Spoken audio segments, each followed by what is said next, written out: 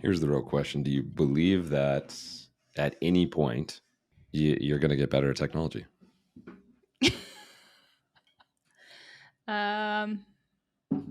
Yes, if I want to. I'm slowly getting better, I think. This is true. It only took us 3 different attempts to make sure that you weren't on mute and you had the right camera. And These things happen.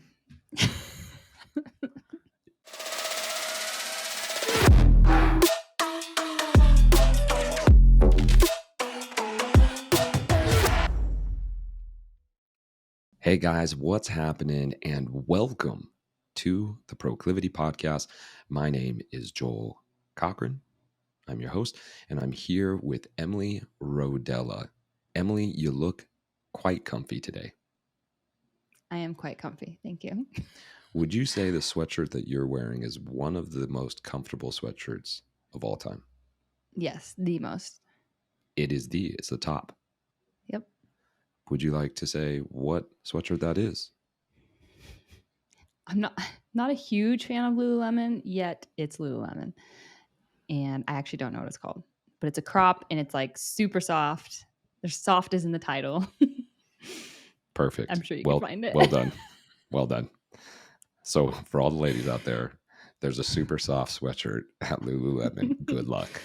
Let us know what you find. You guys, we are so happy to be able to have you today on the Proclivity Podcast. What we're going to dive into today is emotions. We're going to talk to you about how to manage emotions. Emily, why is it so important to us that we talk about emotions? Because so many people don't either recognize or manage or acknowledge their emotions, and it starts to build up in our system, whether you realize it or not. And that's oftentimes a root cause of what leads to health issues and not being able to do the habits sustainably that we want to be doing. I know it may sound weird to some people, but oftentimes that is the root cause. I completely agree.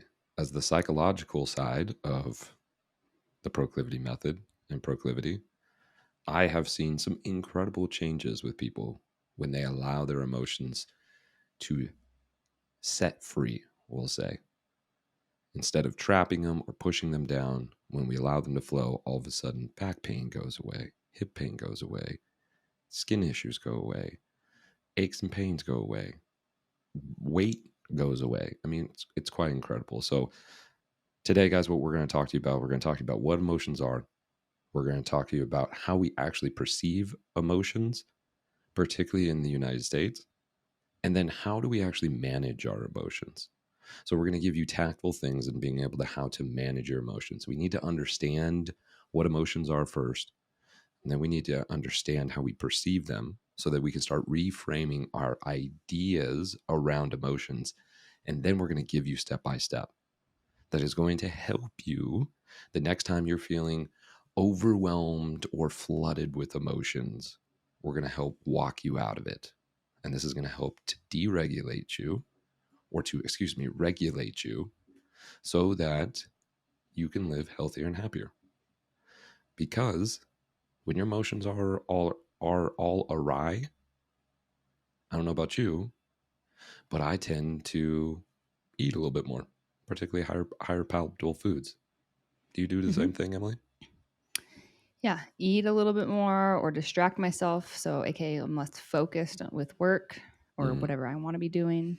Right, start doing other things other than all the things I actually want to be doing. Right. Yeah, totally. So, shall we dive in? Let's dive in. First and foremost, why don't you give us the definition of emotions?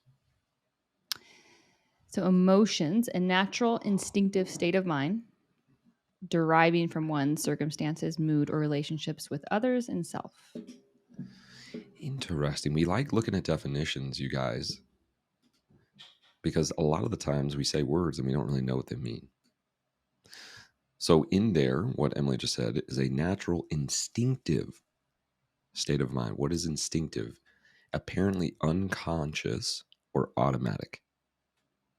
A natural or automatic state of mind. Automatic. Quite interesting. Deriving from one's circumstances, mood, or relationships with others and self. So there's some external things that may cause your emotions to awry. There's also internal things that may cause your emotions to awry. And it can be instinctive dependent on how we were shown what emotions are. So that's the automatic part. You are responding in the way that you were taught how emotions are meant to feel, whether you're not supposed to feel them, push them down, or you need to feel them all the time. You had a parent who was highly emotional, tons of emotions all the time. You're going to have an automatic response to an external, different circumstances, different people, and internal. How do I feel about myself? What am I thinking about myself? So, with understanding what emotions are and how they can affect us. We can start becoming emotional about something external that's becoming internal, or internal, which is then affecting our external world. Does that make sense, Emily? Am I Mm-hmm. on the page? Mm-hmm. Yep. So, is there a different definition you would say about emotions? What would be like the layman terms of emotions? Just the feelings that arise, right? Physical, mental, the thoughts, right? And we like to look at the emotional wheel. Hmm. So that's one of actually the tools I recommend to people who are just starting to actually look at their emotions and recognize them. That's something I use, right? Rather than like good or bad. Oh, how you Mm-hmm. feeling? I'm good. I'm fine. Okay. Right. No, what, Mm-hmm. let's get a little bit more specific.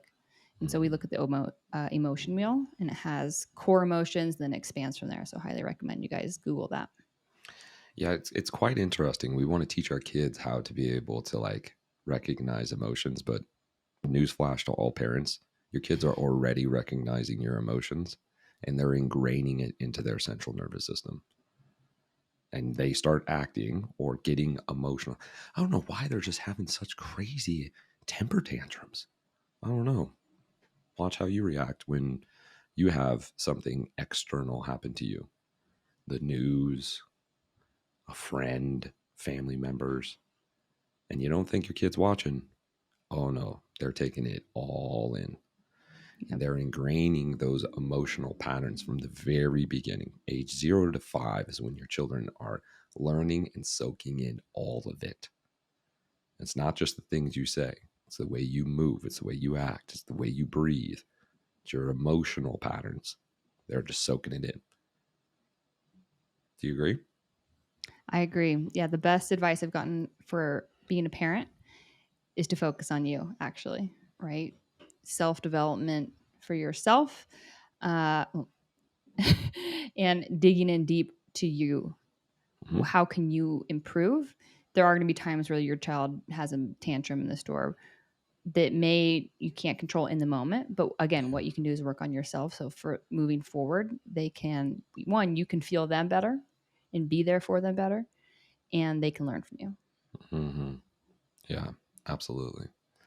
So let's dive into how we perceive emotions. A lot of people are out there and well, it's okay to be emotional or you shouldn't be emotional. If you're a man, you should show emotions or you shouldn't. You should only be stoic. I mean, there's so many different thought processes when it comes to emotions. So when it comes to emotions, what we say is that emotions are not good nor bad. They just are. They just are. And this is why. Emily, what's the definition of good? To be desired or approved of What's the definition of bad? poor quality or low standard. Huh. So, what happens if we start labeling emotions good or bad? We think of ourselves as either we're seeking external. validation, perhaps. And then we could be thinking ourselves of low quality. Totally. Well, if the definition of bad is of poor quality or low standard, and like, oh man, you know, anger or jealousy or insecurity is a bad emotion. Well, it's your emotion that you're feeling. So then what are you going to start thinking of yourself? Of poor quality and low standard. Mm-hmm. And here's the thing, guys, when it comes to emotions, this I love talking about this, is that we tend to want to, listen here, hold on to the good emotions. Okay? I want you to imagine holding on, gripping onto something. I want to hold on to the good emotions: joy, happiness, jubilee, love, excitement. I want to hold on to those. And I want to resist or push away the bad emotions. Get those bad emotions away from me. Anger, jealousy, doubt, fear. Get those away from me. Both are creating resistance. There's resistance to holding on to something. We can't receive anything new if if we're holding on or our fist is closed. And we're creating resistance. We're trying to press away. So this creates tension in the body. We're actually not allowing it to flow. And there's that saying, right, of this too shall pass. Yet, how often do you use this too shall pass when we're talking about the good feelings or good Mm-hmm. times? This moment of you feeling great will pass. For me, that helps me to enjoy and savor that moment. And then when I get into times that may feel more difficult, I can also say, well, this too shall pass as well. And we become a pendulum. We're not resisting, we're allowing it to swing back and forth. And this is not to think like a quick swing back and forth. Oh, I'm, here and I'm happy, and then all of a sudden I'm super sad. It's a slow pendulum or a slow swing, knowing that there are going to be times where you feel insecure. And that's okay. We can feel that. But if we label it as bad, we're going to think that we shouldn't be feeling that. So there must be something wrong with me. And if there's something wrong with me, I should fix it. So now I'm up in my head instead of feeling the emotion. I'm resisting it instead of being with it, creating more tension. When you are carrying around that tension, you are going to affect your body, your day to day actions, your sleep, so on and so forth. So, Emily, in your time, in your world, in your history, has there ever been times where you have labeled emotions good or bad? And do you have examples of that? Yeah, I didn't recognize I was doing it until I started having little anxiety attacks. So back in high school and in early college, I started having a lot of my health issues.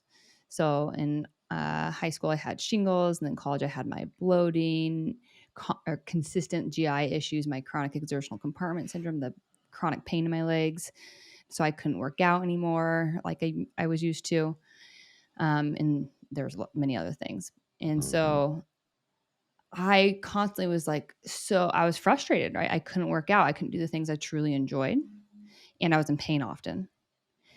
So I was sad, right? But I didn't ever put a label to those. I didn't sit in them and recognize, this is how I feel. I was like, oh, this is a terrible feeling. I should not be feeling this way, just as you said. I shouldn't be feeling this way. And my thought in my head was, gosh, there's so many other people out there in the world who have it way worse than me. I shouldn't be complaining. Mm. And but I would get to the point where I was doing elimination diets to try and figure out what was going on with my gut health. And I'd get to the point where my family would be like, why are you asking about what's in this salad? Because I'd be asking about the ingredients, and I would blow up on them, and I'd freak out, and I would like literally run to the bathroom and start crying and like couldn't breathe.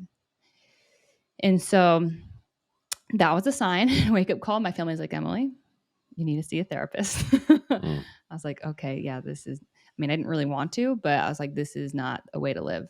Mm-hmm. So I did, and the biggest takeaway from that time period was what the therapist told me was like, hey, yeah, you may quote unquote have it better than other people. Cause I literally was like, well, there's people with, family members who died or lost a leg or Mm-hmm. whatever, are super sick. And she's like, well, yes, that is tough for those people too, but you also have that same feeling. It doesn't discount your feeling at all. Mm-hmm. And so if you try and push it away, it's just not, you're not going to deal with it and manage it. And it's just going to linger there. Mm-hmm. So, and I can't, over the years, I learned to find that by pushing those emotions down and down and down is what created a lot of my gut issues, which, Mm-hmm. as if you guys don't know, a lot of your gut issues lead to most of your other health issues like autoimmune issues, your Right. chronic pain, fatigue, all of that. Right. So I also felt I just didn't want to be a burden to others. Right. So I didn't Mm-hmm. want to, once I learned that, I was still kept to myself. I still had trouble Mm-hmm. telling people or having the conversation with other people about my feelings or where I was at, because I felt like I was a burden to other people by talking about it or saying, "Oh, I don't, I'm not feeling like I'm sad right now." Mm-hmm. That was like totally foreign to me. So I had those two big things of like feeling like, "Oh, I wasn't worthy of feeling this way, and I didn't want to be a burden to others." Mm-hmm. But again, over years of pain and frustration and hopelessness, I came to realize, and also the last part of that was Joel's help in teaching me this is the golden key to better health overall. And so it's been a journey. And I understand where people are at when they say like, "Oh, I'm fine. I'm not stressed." I'm like, I see where you're at because that's where I was, and I feel for Mm-hmm. you. Yeah, totally. And so how are you now with your emotions? Better. Still a work in progress. Like I said, I am using the emotional wheel to recognize my emotions because it's not second nature quite yet for me. Yet when I feel a difficult feeling, as you mentioned before, I allow myself to sit in it, and I don't put any negative judgment or feelings around that. Mm-hmm. And through this practice, I've learned, okay, for me, this uncomfortable feeling, whatever it may be, I think one, I take a big deep breath as much as possible. And two, I think this too shall pass. That really helps me in those moments. Mm-hmm. Um, and in knowing that sometimes I have to sit in that.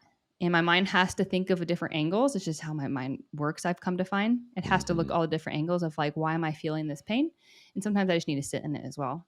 Mm-hmm. And knowing in a couple hours or the next day, I will feel better. And Mm-hmm. so learning that has helped it move faster, actually, rather than pushing it down because then it comes back up, and I'm not dealing with it. Does that Mm-hmm. make sense? It makes tons of sense, right? And anything that we push down eventually will want to rise to the surface. If we continue to push it down, we're creating pressure. Pressure within the body or the central nervous system is going to manifest one way or the other. We may see it in our skin. I know that I have been dealing with a decent amount of stress over the last 6 months, and I've had some skin issues. And they are manifesting. They're coming up out of the skin because the liver can only detox so much. Then the skin starts detoxing. And so it's been a process of being able to go, what's going on here, Joel? Is it my sleep? Is it my workouts? Is it my emotions? And the answer is yes. Yes, it is. And being able to figure out those things by being able to allow them to come and go is ideal. And I've dealt with anxiety since I was 19 years old. I remember the day that it turned on. And people ask me, like, how do you get rid of your anxiety? And I go, why would I? And it baffles people at times because when I get anxious or I have anxiety, I go, cool, come on in. That's it. What do you have? What do you have for me today? Because I found when I wanted to resist it or push it away, it just built. Mhm. Because I built in my mind what I focus on expands. Reticular activating system, continue to focus. Oh my gosh, there's that little tension in your chest. Oh my gosh, here comes the anxiety. Oh my god, do do do do do do. Mhm. Instead of just going like, oh okay, what is this? That's interesting. And keeping myself from saying that, oh man, this is so bad. I got to get away from this. Instead of going like, oh no, I'm going to sit with this.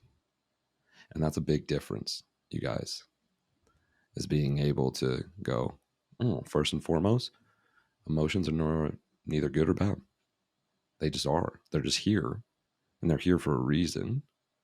And maybe it's a reason you're not going to comprehend or understand, but it's just kind of telling us a little something.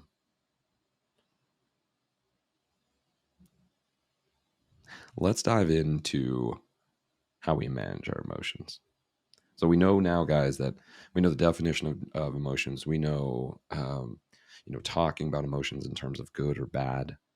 We want to allow them to freely move. Let's talk about how to manage some of our emotions. Some of the things that we do, that Emily does, that I do, to be able to manage, release, understand, um, create the emotions that we have. So, first thing that I do when it comes to an emotion, I'm feeling an emotion, it's coming up. What emotion are you feeling right now, Emily? Contentment. Oh, Is she's that a content. word? Yes. The answer is yes. It is a word. Is it an emotion? I believe so too. When we have an emotion come up, we want to invite it in. I want you to imagine that your body is a house and emotions are guests. They come in and out of your house. They might stay for a night or two, but they might stay for a month. Yet they are going to leave. They are not residents of your house. And what we tend to do is that we love, it's like, that one uncle you love. He's just fun. Man, I just love Uncle Bobby. Uncle Bobby's best.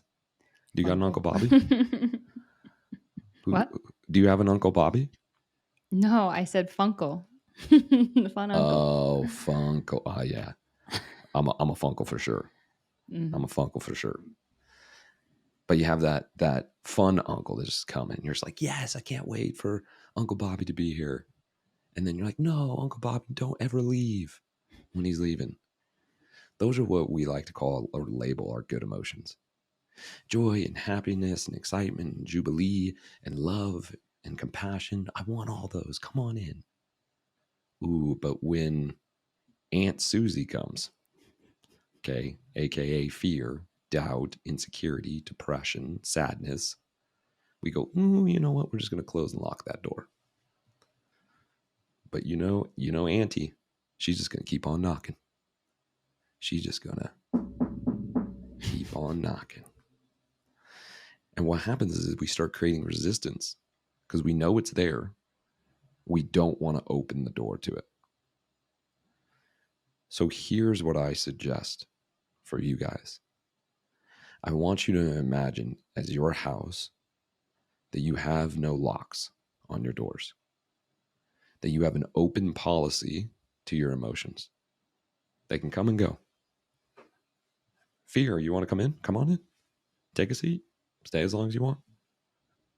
Now we're not resisting it. You know what fear will do? It'll eventually get up and leave. Same with joy, jubilee. Joy will be there for a little bit. Back, yeah, cool. All right, well, I'm going to go to the grocery store. Oh, okay. See you, Joy. And Joy can leave. Now we are just allowing for our emotions to flow. Instead of going, nope, I'm going to keep those locked out and I'm going to want to keep these in. Does that make sense, Emily? Yeah, I think of it too on the nutrition side when we say, oh, don't have the cookies. That's bad, right? Or whatever it Mm-hmm. may be for you. Mm-hmm. Then we push, push, push, and that's all we think about, Yeah. or it causes us stress rather than just, I'm going to enjoy the cookie if I want the cookie. And it moves on much quicker. Ooh, right. I mean, we could get into the whole cheat meal, whole process. Go ahead and look up the definition of cheating or cheat. No wonder, right? You feel so guilty when you say you're having a cheat meal, and then it lasts for the next 3 days, and you feel guilt, and you want guilt out of there. So you're doing everything you can to get rid of guilt, trying to push out anti. Jemima or Susie. I can't remember what I called her. Like, Susie. hey, it's time to go. And she's like, no way, I'm going to settle down even more. I don't want to get pushed Hmm. out. Hmm. But if you just say, hey, when you want to go, you can go. Guilt, it will go. Hmm. Particularly the way that we connect our thoughts to emotion. That is the next part. So the first part, guys, is to be able to have an open door policy to your emotions. Come on in and come on out. Doesn't matter. Doesn't matter. The second is be a bystander to your thoughts. What does that mean? What tends to happen is that we have a random thought come in our head. Okay, Emily, I'm going to call you out. What's like a random thought that comes into your head? There's so many. There's so many. But what is a random thought that comes in your head that actually strikes fear? um, oof. Something to do with my son, right? Did I Cool. forget something to, whatever? Give us an example. Um, that's tough. Well, for example, the other day, he was going to his first solo swim class, right? And in my head, I'm like, is he going to be okay? Mm-hmm. Do I need to be there? Mm-hmm. What do I need to do to help with that? Mm-hmm. And keep thinking of what can I do? What else? What else? Mm-hmm. What did you think was the worst case scenario? That he would have a meltdown and cry and feel sad and unsafe And alone. and alone. Yeah. How'd that make you feel? Yeah. It made me feel guilty. How are you feeling right now talking about it? I feel better because we already had a hard conversation about it, you and me. But in the first time talking about it, that was really hard. What was the Right now, emotion? I feel better. What was the emotion? Um, Anxious, stuck, fearful. Mm-hmm. I wanted to give you guys that example because it happens to us often. A thought comes into our head. Dansby is going to think he's alone. That's a thought. The emotion comes of anxiousness or fear of him being alone. I now connect emotion to a thought. So now instead of being a bystander, I'm now trying to stop traffic. Thoughts are like a four-way stoplight. Cars are Mhm. coming and going. Cars are coming and going. And we could sit and go, oh, look at that thought. Then my son would be all alone, crying, melting down, looking for his mama. And I could try to stop that thought and go, whoa, whoa, whoa. And I'm going to create a pile up. Because a thought is just a thought until we connect an emotion to it. And when we connect that emotion to it, we then continue to build it. Then I get fear, then I get anxiousness. Do the best you can to go, huh, that's an interesting thought. Mhm. We have crazy thoughts. You all are not alone. Whoever's listening, how many times I've been on a coaching call and they're like, this is really hard for me to say because it seems absolute crazy.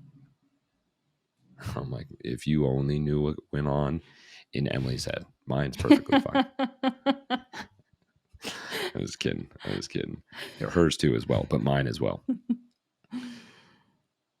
When we find out that, wait, I'm not crazy, this is just a thought, I watch so many people melt. Oh, because the entire time, like, I thought I'm crazy, which makes me Mhm. bad, which makes these emotions bad. So therefore, innately, there's something wrong with me. All of a sudden, we detach that emotion from the thought of like, no, that's totally acceptable. It's totally acceptable to think about my child dying. Yep. Wow, that feels better.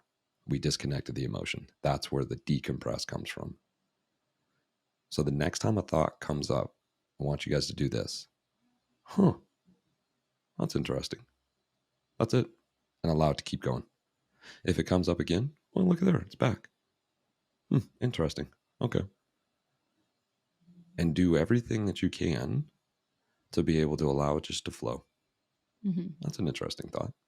Hmm. And the way that I think of this that helps me is to detach, like take a step back, right? Look at it. I tell people, look at it from a bird's eye view for a moment, or a scientist view, or a friend, right? If this was happening to your friend, Mm-hmm. how would you look at it?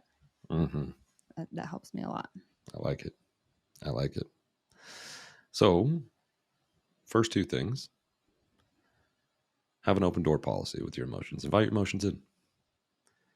Second, be a bystander to your thoughts. Oh, look at that. That's curious. And allow it to move.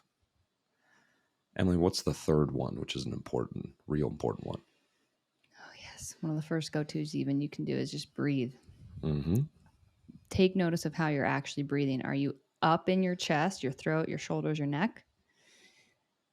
If so, which most people are when they're in a more difficult space, how can you take slower, deeper breaths to help calm that nervous system down? Mm-hmm. And what you guys are going to find that if you invite your emotion in, anxiety, oh, come on in. But it kind of is creating a little bit of tension. And then you have this thought of like, man, what if anxiety never leaves? Then I create an emotion. I attach an emotion to that thought of fear. Now I have anxiety and fear. You're going to go from a level 0, AKA being on ground 0, to 8, 9, or 10 real quick. This is where the breath comes in. When you feel yourself elevate and you start getting tight, boom, time to start breathing. Deep breaths in. Emily, what's our example of being able to take a breath?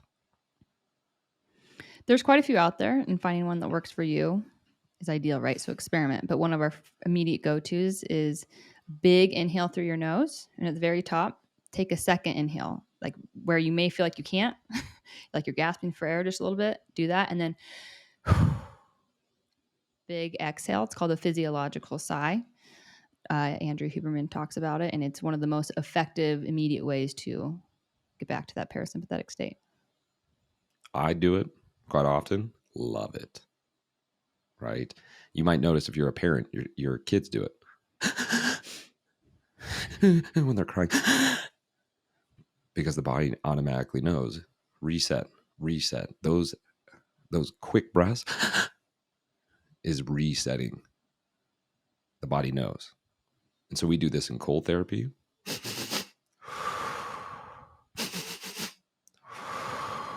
And we do it when we feel super elevated. The same thing. Whether it's a Mm-hmm. couple quick breaths or deep breath. And one more pull in. And Emily said, physiological sigh. I will sigh with it as well. So, and you'll feel giving yourself that sigh also helps. Yeah, and when you voice it, like what Joel just did, or even when women are giving birth and they have like the moan or the whatever you want to call it, and everyone sounds different, but that literally gives your vagus nerve, like it's toning it right to help. Mm-hmm. It's if you're unaware, go listen to our gut brain access episode. But there's it's called the vagus nerve that runs from your brain to your gut, and when you stimulate that, that can help you get back into that calm parasympathetic state. Mm. So that actual sigh Yep. is doing a purpose. It is. It is. This is why when you yell, scream, you feel like you're bubbling up and you get in your car and you just scream and then you feel better. Hello. Also, when you have that one song that you just love and you're in the car and you're just belting it out, doesn't matter whether what Mm-hmm. you sound like, how good do you feel? Again, this is helping manage that vagal tone, which is helping to manage your emotions, which is helping to manage those thoughts, which is helping to manage your stomach, which then helps to manage your entire body. Mm-hmm. Interesting. Okay. So repetition is the mother of all skill. How to manage your emotions. First, invite your emotions in. Oh, here comes an emotion? That's fine. You can come in. I'm not going to resist you. Two, when that emotion comes in, what are the thoughts that come with it? Use the word interesting and to be able to Click your mind into curiosity instead of judgment. Then breathe. Physiological sigh, or in through your nose, out through your mouth, being able to decompress. Now, one of my favorite things to do, and I'm going to have you do this, Emily.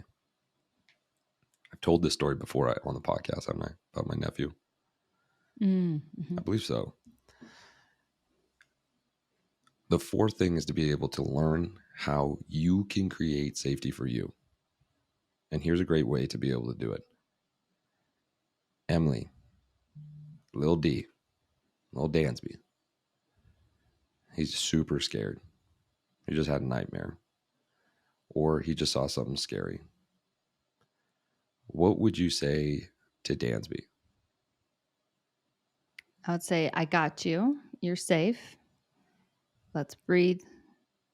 I love you. Cool. This is a good way, you guys, to be able to create your safety affirmation. Because what Emily just said, she connected to her son about it, which is much more, can be easier, particularly if this is not a practice for ourselves, is to have safety affirmations. We can start off with being able to say, whatever the child or person's name is, hey, Dansby, I got you. I love you. You're safe here. There's nothing to worry about. And then what do, Emily? Say it to ourselves. What would that sound like? Use your name. Hey, Emily, I got you. You're safe. Let's breathe. I love you. How does that feel? Feels great. The first time you did it, how did that feel? A little weird. There you go.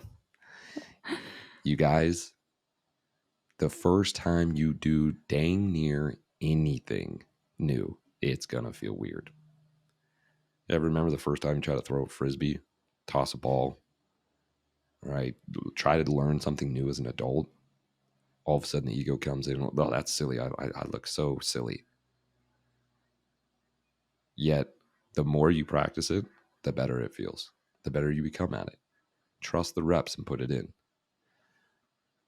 So when my emotions come in and I do connect a thought to an emotion and I feel myself elevating, I go into my breath and then I go just like what Emily said. Hey, Joel, I know this might seem scary, but I got you.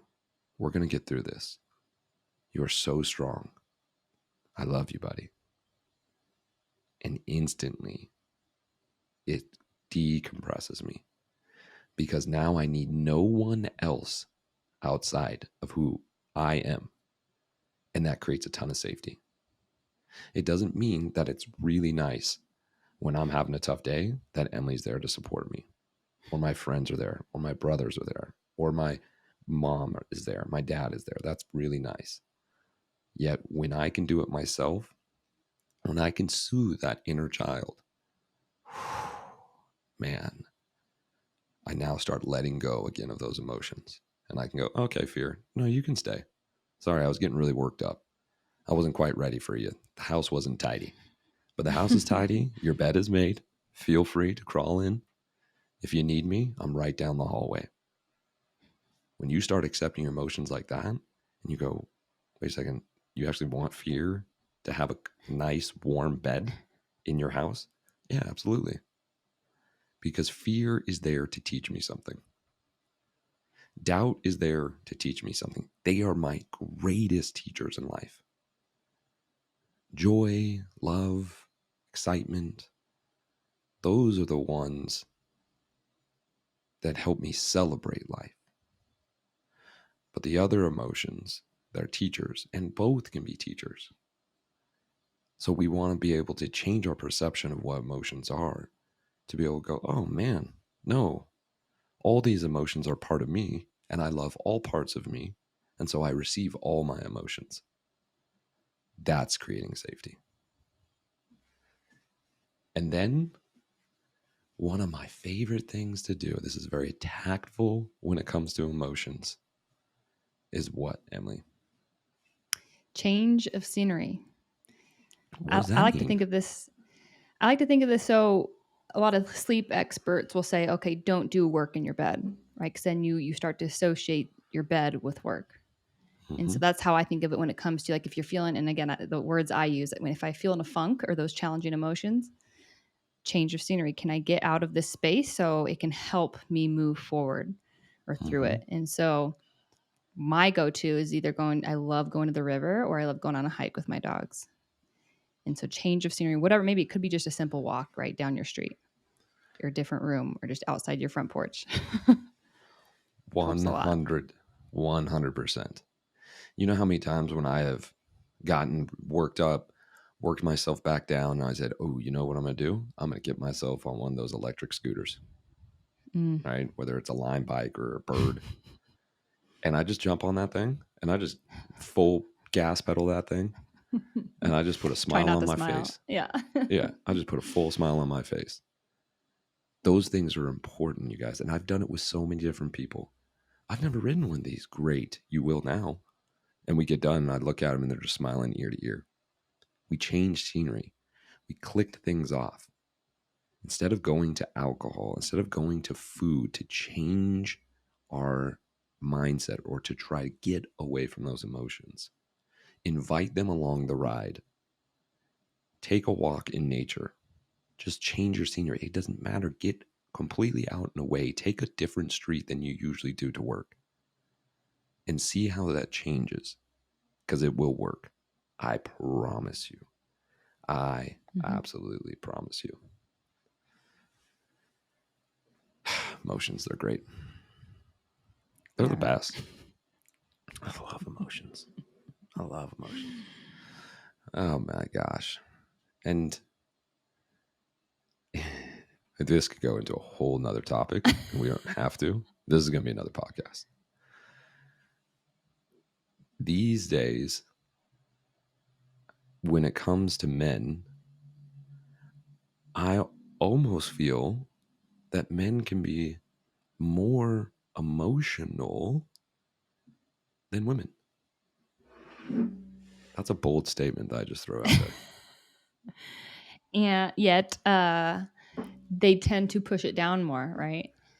In our Still culture, emotion. like I, Yeah. yeah, yeah, exactly. And so it's totally handled differently, often. Hmm. We usually use aggression and anger in trying to express our emotions. Newsflash, guys, anger's an emotion. Just as a heads up. So if you're angry all the time, you're a really emotional dude. But That's go okay. ahead and try to tell an angry dude that he's emotional. He's just going to get more angry, which means he's going to get more emotional. Hey, man, it's okay to be emotional. It's okay to be emotional. Definitely a We'll whole other we'll come back podcast. if you guys want us to dive into emotional men on this podcast. Let us know. Leave us a review, and if you guys want it, I'll talk about it because you know who has big emotions? This guy right This here. guy. And I'll tell you what, I have learned to hone my emotions. Before it was a shotgun approach. They would just blast off everywhere. Now I've learned to hone them in and dial them in so they are very effective because having big emotions, guys, is a totally it's a it's a benefit. Not saying that having big emotions or small emotions, and that can even be a whole nother topic in terms of what am I saying in terms of big and small. But being able to have those emotions and knowing what to do with them, both for men and women, help us immensely. But how are we honing them in? If we're stuffing them Mm. down, you're going to have the shotgun approach because sooner or later it's going to blow up and it's going to go everywhere and it's going to affect a ton of people. But if you can be precise and being able to claim the emotion, point the emotion, speak to the emotion, let the people around you be vulnerable and say, Emily, I'm feeling scared. It's really hard for me to say that because I feel that it makes me weak as a man to say that I'm scared around you being a female.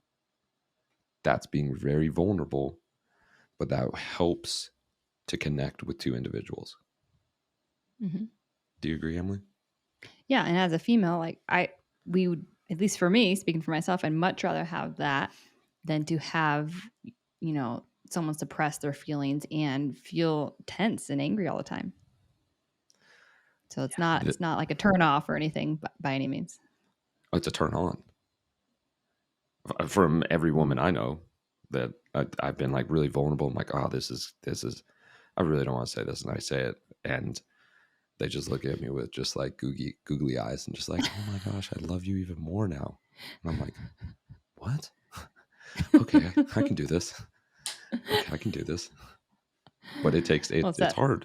It's hard. Mm-hmm, mm-hmm, All right, let's recap this, shall we? mm-hmm. Okay. We talked about emotions today, guys. We talked about what emotions are. We talked about how we perceive our emotions, which is really, really essential in being able to separate good or bad. They just are.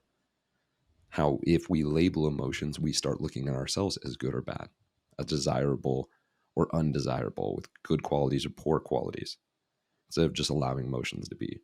Then we talked about how to be able to manage those emotions. Whether you apply one of those or all of those things that we talked about today, do at least one and see how it starts changing. And the last part, as we always tend to do, what are our top 3 go tos? Emily, take it away. Well, the first one is learn to love your emotions. And it's just as Joel was talking about, as in inviting them in, sitting with them and getting curious. And to me, sometimes that's just letting myself cry. Because if anyone knows me, for any period of time, I would try everything to not cry. And again, that's what led to my gut issues and my health issues and a Yeah. lot of my pain. And Mm. so now something I'm working on is when I feel the urge to cry, just cry. Doesn't mean I'm doing it 100% of the time. I'm Mm-hmm. still working on it, especially around other people, of course. Mm-hmm. Yet it makes me feel better, and sometimes that's literally just your stress overflowing. If you're one of my clients, we talk about this a lot. Our stress cup is just overflowing. You need to Mm-hmm. let it release a little bit, and that crying can help you do that in the moment. And yeah, so learn to love your emotions. It's a practice, and be kind with yourself in that. Number Number 2. 2, breathe. It's one of the most simple things. You have that tool with you at all times. If you feel yourself heightened, that pressure on your chest or your back, breathe. Mm. Whenever I'm getting nervous, right? I get nervous publicly speaking or having a harder conversation. I go Mm. into it breathing and telling myself I am safe. It's going to be okay. Mm. And that breath is what sets the tone. And third, speaking of safety, create safety. Mm-hmm. Literally, it could be as simple as telling yourself what I just did. I am safe. That's one of my go-tos lately.